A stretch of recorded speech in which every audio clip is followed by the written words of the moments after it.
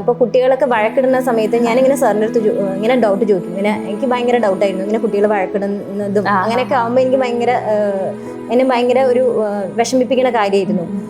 ഞാനൊരു അമ്മ എന്നുള്ള രീതിയിൽ തോറ്റുപോയെന്ന് കൂടി ഒരു ഫീലിംഗ് വന്ന ഒരു കാര്യമായിരുന്നു. ഞാൻ കൗൺസിലറായിട്ട് കുട്ടികളെ വഴക്കിടുന്നു, കുട്ടികളെ കറക്റ്റായി ഗൈഡ് ചെയ്യുന്നുണ്ടോ എന്ന് കുറേ സംശയമായിരുന്നു. അപ്പോൾ ഇതിൽ ഉപരി ചില വഴക്കുകൾ, എല്ലാ വഴക്കുമല്ല, ചില വഴക്കുകൾ നല്ല തന്നെയാണ്. അവരെ സോഷ്യൽ സ്കിൽസ് ഡെവലപ്പ് ചെയ്യും, അവരെ വളർത്താൻ വഴക്കുകളും സഹായിക്കും എന്നുള്ളത് നമുക്ക് ഇതിന്ന് കിട്ടി. ആണല്ലേ? നമ്മൾ എല്ലാറ്റിനും കയറി ഇടപെടേണ്ട ആവശ്യമില്ല, കുട്ടികളെ കുട്ടികളായി തന്നെ ഇരിക്കാൻ വിടാ എന്ന് നമുക്ക് മനസ്സിലാക്കി. പിന്നെ എനിക്കതിൽ ഭയങ്കര എഫക്റ്റീവായൊരു ടേക്ക് അവേ എന്ന് പറഞ്ഞാൽ പലതും ടേക്ക് അവേ ആണ്, പലതും എഫക്റ്റീവായ ടേക്ക് അവേ തന്നെയാണ്.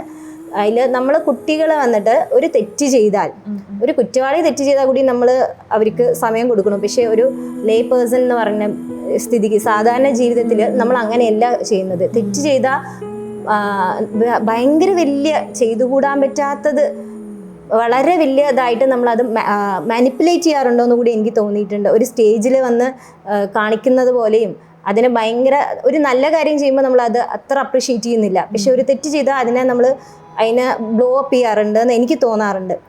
അപ്പോൾ അതിൽ നിന്നൊക്കെ നമ്മൾ മനസ്സിലാക്കി children will make mistake and mistake plus എന്ന് പറഞ്ഞു. അതൊരു വലിയൊരു തിങ്ക് ചെയ്യാനും നമ്മൾ മനസ്സിലാപ്പിക്കാനും ഒക്കെ ഒരു വലിയൊരു ഇതാണെന്ന് എനിക്ക് കിട്ടി. ഒരു വലിയൊരു ടേക്ക് അവേ ആയിരുന്നു.